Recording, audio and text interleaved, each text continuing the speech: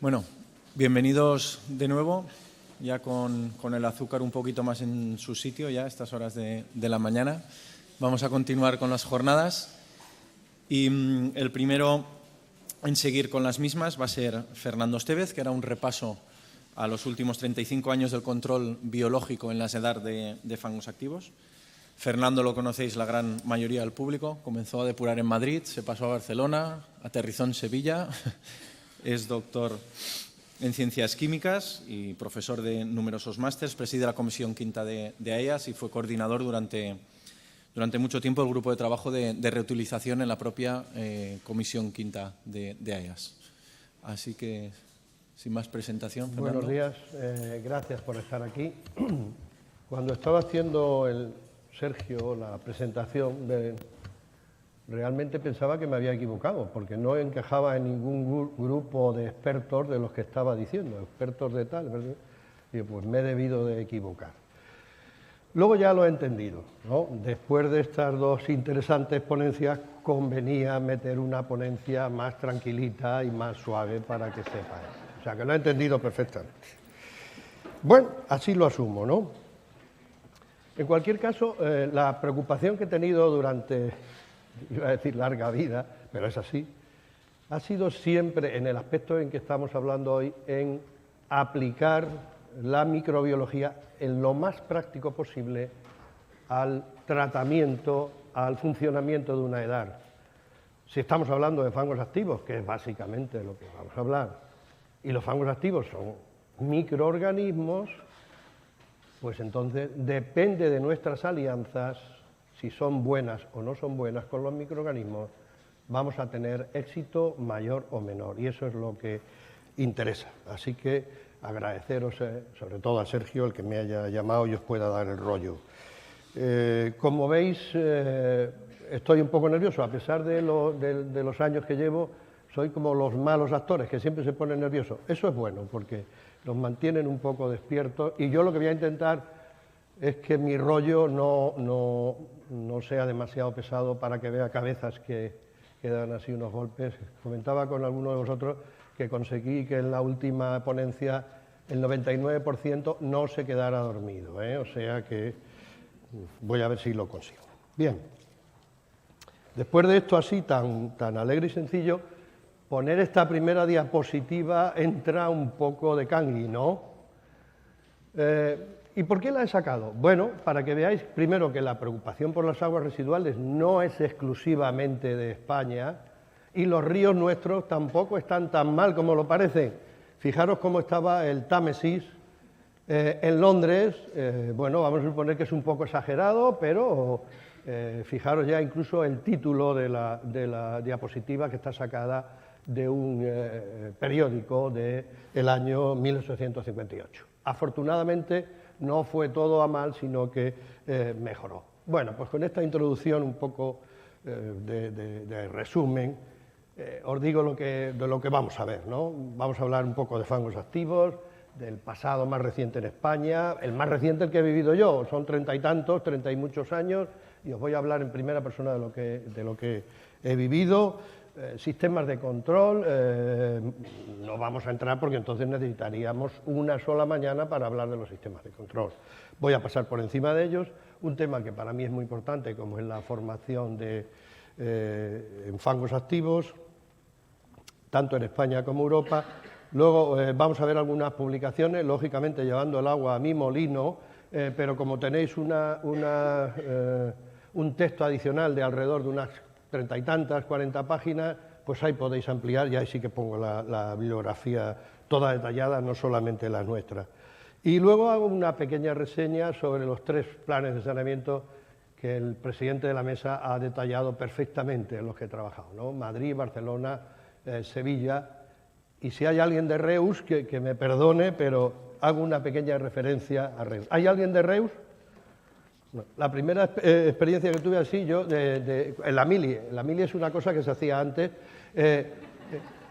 teníamos una clase de topografía y el profesor preguntó que el meridiano cero, que qué era el meridiano cero, y uno de Reus se levantó y dijo: el meridiano cero es el que pasa por Reus. Entonces yo me enteré de que efectivamente Reus es una importante capital por donde pasa el meridiano cero. Entonces, como hay un caso del meridiano, no del meridiano cero, sino de una edad de Reus, el Molinet, pues lo saco ahí a colación ya un poco para la repanocha. Bien. Supongo que sabéis que el sistema principal de depuración de tratamiento secundario, con calidad de agua para cumplir la normativa, el más usado de todos, además, es el de fangos activados. Barros activados se le llamó en un primer momento en España, pero luego esta acepción se fue haciendo. Bueno, pues se lo debemos a dos de estos 5 señores, fundamentalmente al de arriba izquierda y al de abajo derecha. Estos eran unos jovencitos que en 1914 presentaron en Manchester, en el Gran Hotel de Manchester, en abril, me parece que fue el 3 de abril, el sistema, pusieron de largo el sistema de fangos activos. Esto fue un poco el colofón desde el año 1982 en que se empezó a estudiar sistemas de aireación en alcantarillado, pero un colega inglés, el doctor Fowler, hizo una visita a Estados Unidos, vio unos trabajos de aireación de algas con agua residual y les propuso a estos chavales entonces que trabajaran sobre el tema. Ellos siguieron adelante con los primeros experimentos y en 1914 pusieron de largo este sistema que nosotros pues ha sido ampliamente utilizado, el más utilizado, como ya os digo. Tan utilizado que en Worcester, en 1916, ya se puso en marcha la primera planta de escala real. Y en Estados Unidos, pues esta fue la primera instalación, se empezó a construir en 1915 y se puso en servicio en 1919-1920. Perdonadme porque la fotografía está borrosa, pero es que ya, claro, con tantos años uno no se encuentra fotografías como ahora, o por lo menos como las hago yo, que yo también las hago borrosas ahora. Bien, esto fue, se presentó en el Reino Unido, pasó enseguida a Estados Unidos e inmediatamente el éxito de esta tecnología se pasó por todo el mundo y llegó a la primera depuradora que se puede considerar como tal, que entonces no se llamaba depuradora, se llamaba estación de ensayo de depuración. Esta es la primera depuradora en España, en Madrid, 1928, esa publicación es del 30 y tantos, pero es 1900. Y esta depuradora se hizo en Méndez Álvaro, en una calle que se llama Méndez Álvaro, únicamente con el fin de tratar de ser un avance experimental de una depuradora que se construyó mucho mayor, muy cerca de donde está, que es la depuradora de la China, que la vamos a ver ahora después. Bien, pues aquí, si alguien quiere más información, pues apareció un libro que está prácticamente agotado, pero por suerte es gratuito, y que se publicó en el 2014 con motivo de los 100 años de fangos activados. Ahora hablaremos de esa conmemoración.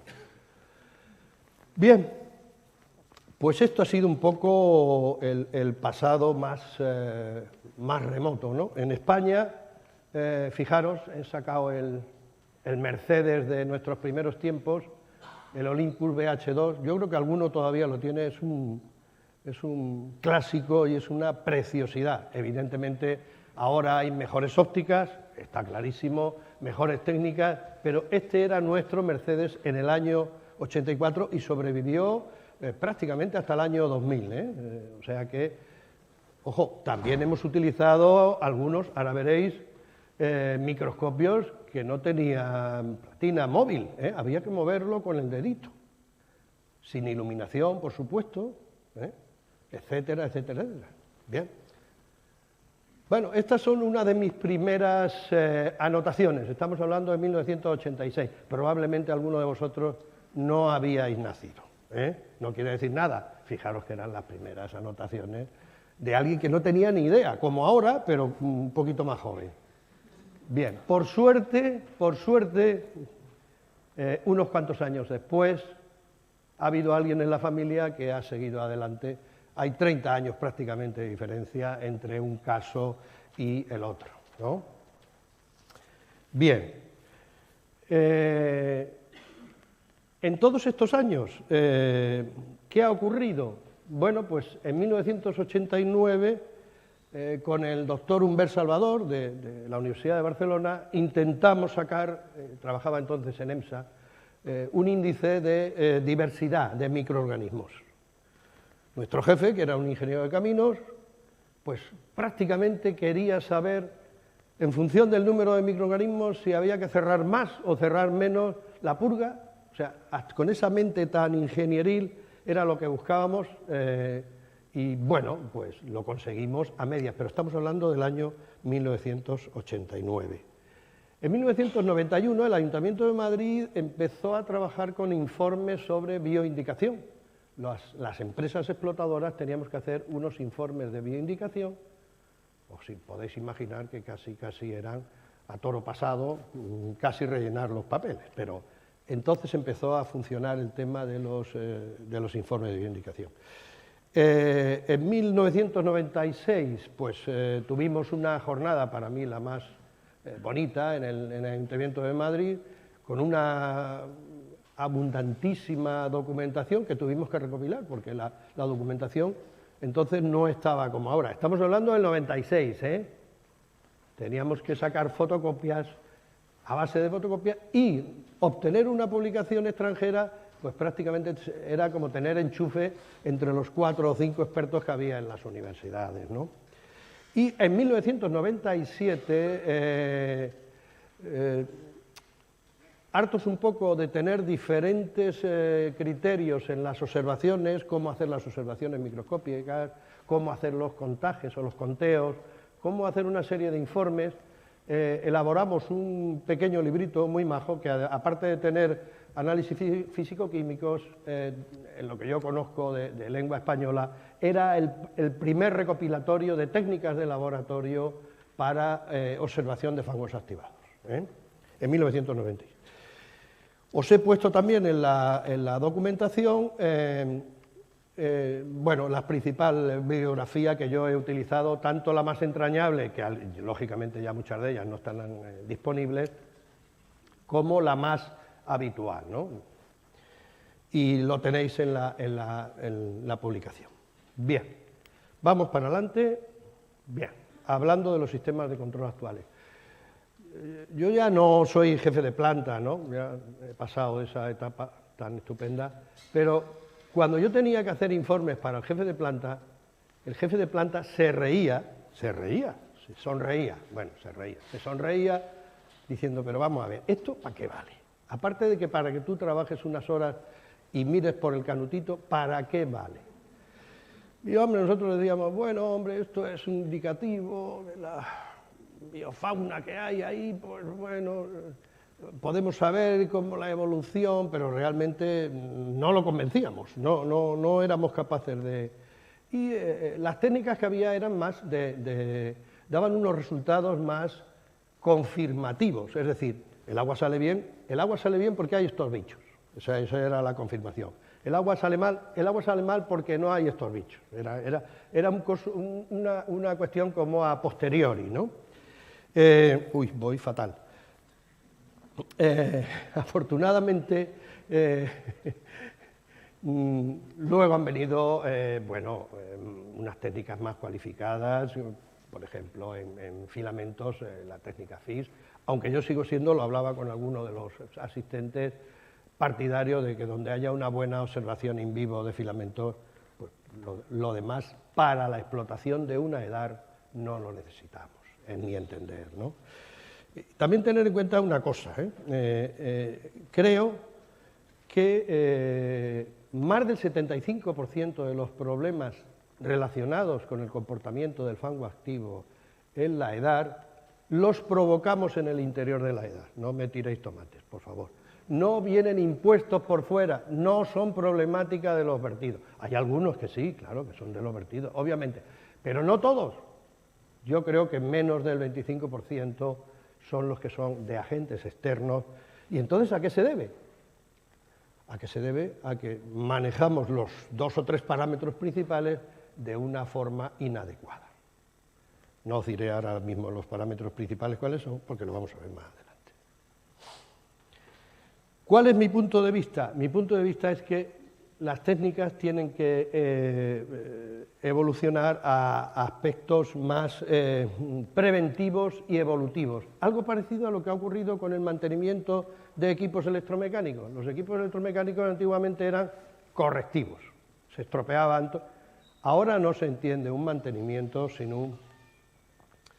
unos modos de preventivos y evolutivos. Creo que esas técnicas, creo que ese punto de vista es el que hay que meter para los nuevos momentos. Bien, quería hacer una referencia para mí para una técnica muy poco usada, pero que me parece muy interesante, la respirometría. Bueno, la respirometría, todos sabemos que es la velocidad de consumo de oxígeno por las bacterias que existen en el fango activo. Esto nos da muchísima información, pues fundamentalmente es que tengo que seguir aquí porque es que no veo bien. Entonces, como podéis imaginar, si no me sigo la chuleta, no. Vale, gracias. Las técnicas respirométricas nos evalúan, pues lo que estamos viendo, la actividad biológica. Ojo, cuando hablamos de velocidad de consumo, pensar en 2 cosas más importantes. Igual que nosotros tenemos 2 tipos de reacciones, básicamente, me estoy metiendo en un huerto que no sé cómo voy a salir. Reacciones de anabolismo, crecemos, está claro, yo lo puedo demostrar perfectamente. Y reacciones de catabolismo. Y ambas reacciones tienen un consumo energético. Y ese consumo energético va a dar un consumo fundamentalmente, digamos, oxidativo en muchos casos. Y esa velocidad de consumo es lo que nos mide la respirometría. Por tanto, si hay más microorganismos o hay menos, habrá más velocidad de consumo o menos. Si de pronto en una situación normal hay un bajón, pues es posible que haya alguna toxicidad o algún otro elemento que esté haciendo decrecer el número de microorganismos y, por tanto, esa velocidad de consumo. Ahí tenéis todos los factores, no voy a pasar porque entonces me quedaría aquí. ¿Qué os parece la foto esta? Está bien, ¿no? Bueno, pues esta foto corresponde a un señor, a Feusner, uno de los elementos más interesantes que tenemos en Europa. Está hecha en 1991. Pertenece a un atlas de 4 tomos, que os lo recomiendo si os gusta el tema, porque tiene unas fotos. La única peguilla es que está escrito en alemán, o sea que necesitáis algo de tal. Pero bueno, como las fotos no tienen... Pues Feusner fue uno de los... Yo creo que ha dedicado toda su vida al estudio de protozoos y ha hecho unos trabajos magníficos. Sigue estando activo, ya está mayorcito, pero sigue estando activo. Y hace 5 años tuvo la oportunidad de venir a unas charlas que nos dio y un curso que hizo en Sevilla. Bueno, os he puesto aquí una tabla previa del índice biótico del lodo, del fango, de Paolo Madoni, ¿no? Paolo Madoni, sabéis que es uno de los estudiosos del fango activo, ha escrito bastantes obras, ha escrito uno de los, el Atlante fotográfico, uno de los álbumes de bichos, lleva ya, y ya es mayor, ya está retirado, pero sigue, digamos, activo en cuanto a dedicarse un poquito a esto también. En función del número de observaciones que se hacen de los... A ver si consigo hacer algo... que se hacen sobre determinados grupos de...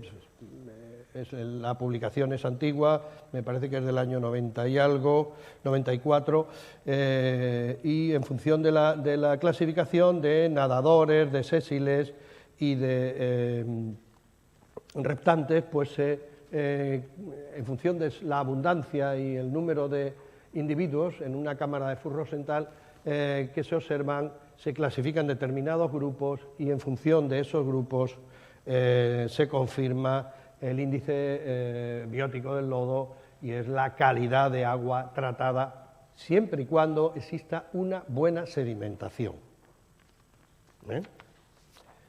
Bien, otro índice que seguro que muchos de vosotros no habéis utilizado, pero que complementa a este, que incluso cuando este tiene algunos aspectos, algunos momentos en que no puede funcionar, porque predominan más una clase de individuos que otros, es el índice de Shannon, dicen los defensores, yo no lo he usado nunca, pero hay defensores, compañeros míos, que dicen que en situaciones anómalas del índice biótico de Madonie aporta una información adicional. Bueno, vamos para adelante. Uy, madre.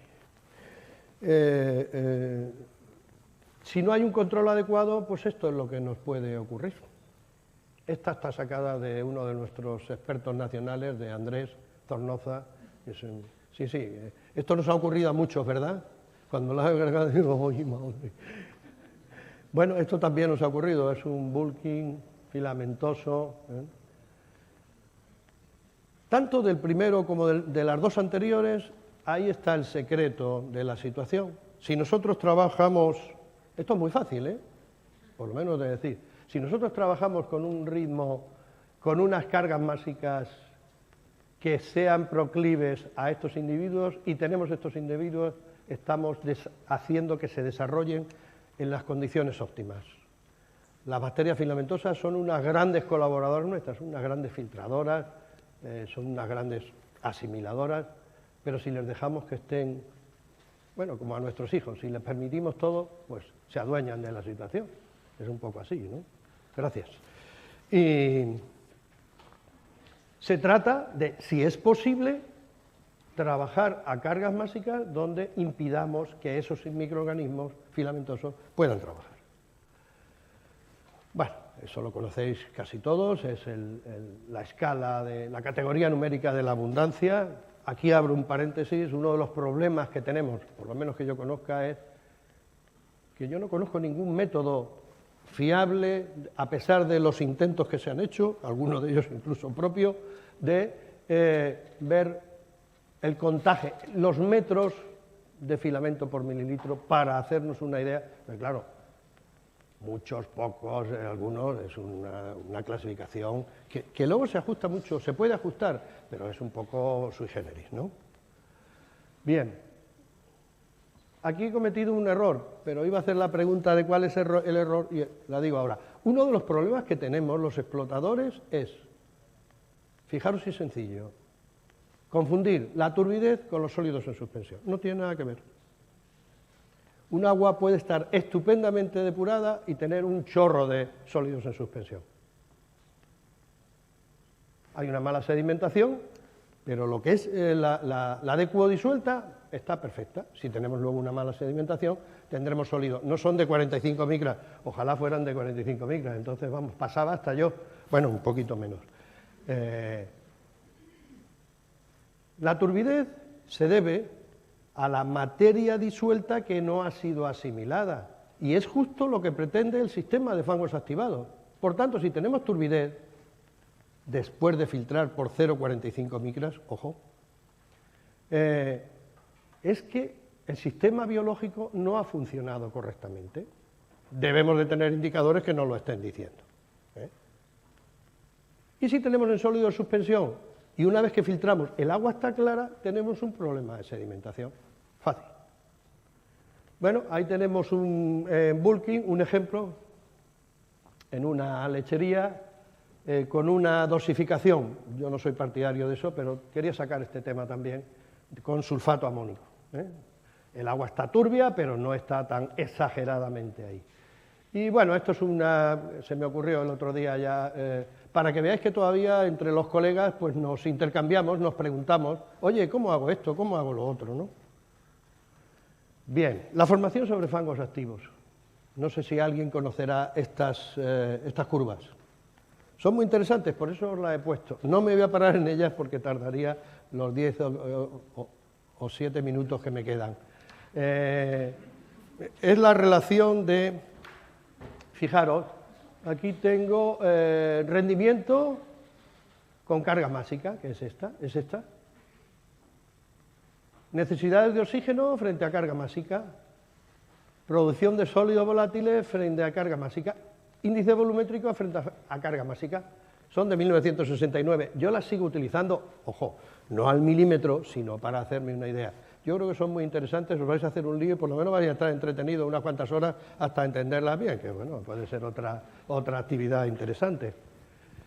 Bien, ¿por qué he sacado? Porque es prácticamente uno de los primeros lugares donde yo aprendí un poquito de lo poco que sabía. Desafortunadamente, como todo lo bueno, era el Centro de Investigaciones del Agua, de 1982, del Consejo de Investigaciones Científicas, que estaba en una zona de Madrid, tenía una plantita pequeña, me parece que eran 25 o 50 metros cúbicos día, y bueno, fue en su momento, en el año 82, aquí todavía habían nacido menos, pues era de lo poquito que había en España bueno, un curso que se dio desarrollo un poquito más en la Universidad Complutense. Paolo Madoni empezó a venir a España sobre estas fechas. Bueno, y esto es tirar para casa, ¿no? La mejor obra en español de fangos activos, de microorganismos filamentosos, y si hay alguien que se atreva a decir lo contrario, que lo diga ahora o calle para siempre, es esta. Es una preciosidad. Es del año 97... y yo creo que sigue todavía siendo muy actual. Cuando yo le dije a ese señor que está ahí, que es probablemente el número 1 o el 2 o el 3, pero vamos, que le estaba presentando el trabajo le dije que era mejor las fotografías que su libro, y él me lo reconoció. Dijo, pero las mías fueron mucho antes, entonces concédeme esa situación. Digo, bueno, pues vale. Ese fue un curso que se hizo en Valencia, estuvo Jenkins, la Universidad de Valencia, algunos. Y pues es una de las obras de cabecera. Esta es la segunda edición, hay otra posterior, me parece que es del 2004, pero es tan necesaria como la anterior. Los dos libros, sobre todo con el primero, pero con el primero y el segundo os podéis apañar. Bien, este es un homenaje al grupo. Yo no pertenezco, soy miembro honorario, pero de las 4 mujeres, de las 4 chicas que empezaron para mí con uno de los grupos más interesantes de trabajo sobre microorganismos, ¿no? Que fueron el grupo GBS. Todavía sigue trabajando, pero es un homenaje, ¿no?, a su trabajo, que durante 10 años sacar adelante esto, donde en una España así del 94 cuesta trabajo. Entonces era un poco homenaje. Lo que pasa es que no tenía una foto solas y tenía con él, digo, bueno, pues voy a meterme yo. Estaba por borrarme, pero me parecía tampoco demasiado. Bueno, una preciosidad, otra preciosidad. El álbum tuvo una edición en fichas y una edición en manual. Es de 2008. Un detalle de las fichas, porque además no solamente hay buenas fotografías, aquí también trabaja Andrés Zornoza, el grupo GBS. No solamente hay unas buenas fotografías, sino que hay un tema, digamos, de desarrollo, de reconocimiento y ecología. ¿Por qué crecen? ¿En qué condiciones crecen? Y me parece que es interesante si queréis trabajar. Bueno, ha sido un homenaje al O sea, el Biofag en su momento fue el chachi piruchi. Y además, el precio que tenía era realmente desconsolador, Lo ponía por detrás y no le iba a hacer una foto a doble, digo, no, porque la gente se va a asustar. Entonces, pero fue en su momento una ayuda, y más que para lo que sirvió, supongo que el trabajazo que tuvo que ser sacar una cosa de estas, o sea que también ahí va la cosa. Bueno, una estancia con Paolo Madoni, además uno de los genios sencillos, donde explicaba y explica todo lo que sabe, ¿no? Y aquí los 4 magníficos, ¿no? Eichelboom, Feuchner, Madoni y Walter Tandoy, que nos dejó en junio del año pasado. Entonces, si Walter nos está escuchando, que seguramente, pues oye, pues un homenaje también a Walter. En 2014 se nos ocurrió hacer un curso, asistieron estos 4 magníficos, y en conmemoración de los 100 años entendíamos que merecía la pena, lo hicimos en Sevilla. Y luego, bueno, voy a hablar en 3 minutos, si me lo permite de todos estos temas. Me lo permites, ¿verdad? Oye, he empezado 3 minutos tarde, o sea que solamente llevo 1 minuto, la Edad Méndez Álvaro, fijaros con sus espumitas, parece que estamos en arranque. No creo que hubiera mucho detergente en ese momento, pero bueno, eso significa que puede haber una baja carga o que está iniciándose, etc. Son espumas blancas, no son espumas... tendríamos unas cuestiones que analizar. Ahí está el Pimpollo en el año 84. Esto es agua depurada, Estos son 1,7 metros cúbicos segundo en una depuradora de las más bonitas que se hizo en España. Esta es la depuradora de la China en 1970. Os he dicho que la del 28 se hizo con una idea de experimentar si el sistema de fangos activados iba bien aquí en España. En el año 32 el Ayuntamiento de Madrid decidió aprobar la construcción de una depuradora. Empezó en el año 33-34 y del 36 al 39 se paralizó, lógicamente. Empezó en los años 50, se reanudó la construcción, en el 70 y en el 83 se hicieron ampliaciones posteriores y me parece que en el 90 y tanto, ya se me ha ido de la cabeza, se hizo una estación regeneradora de aguas. Ahí estamos en el año 95 en Madrid y pasamos a Sevilla. La primera instalación de fangos activos, una planta piloto de fangos activos en el año 75. Fijaros, lógicamente era un piloto, no había ni tratamiento de lodos ni nada de eso. Una de las primeras depuradoras, la Edad Ranilla, en su primera fase, que tiene detrás un lagunado y una plantación de olmos como un centro experimental de tratamientos blandos, se llamaba entonces, ahora se llaman de otra forma, extensivos, de tal, etcétera, etcétera. Esta es la nueva edad que ha sustituido, totalmente cubierta. Esta es la parte vieja, estas dos ya no existen, la fase 1 y la fase 2, ya todo está derruido, y la nueva ranilla que le llamamos, todo tiene cubierto, el tratamiento primario y el desbaste, el tratamiento biológico y la decantación secundaria. Esto era una idea de lo que no se debe de hacer, porque inicialmente había muy poca población, pero esto se ha rodeado de población y efectivamente ahora hay que cargarse la depuradora y llevarla a otro sitio. No importa, como eso no lo paga el que ha autorizado, pues da lo mismo. Esta es la depuradora Copero. ¿Qué quería decir de la depuradora Copero? Fijaros, estamos pasando de un concepto de estación depuradora de aguas residuales, siglo XX, a biofactoría, biorefinería, como queráis, a principios del siglo XXI, y ya estamos avanzando en algunos casos y estamos diciendo que hablamos de centros tecnológicos, tratamiento de residuos, agua a la carta, formación, investigación, etcétera, etcétera. Por eso quería sacar esto aquí. Bueno, y el Molinet, la primera depuradora de España según Reus. Bueno, no es la primera depuradora de España, siento decirle a los señores y señoras de Reus.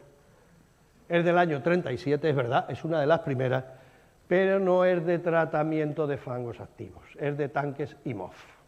Pero bueno, merece la pena, Empezó a construirse en el año 36, ya tiene mérito hacerlo esto y, bueno, hemos terminado. Seguiremos disfrutando.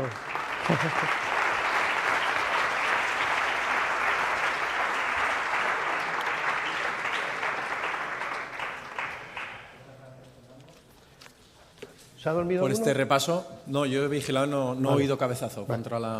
contra la mesa. Turno para una pregunta breve. Y fácil, por favor.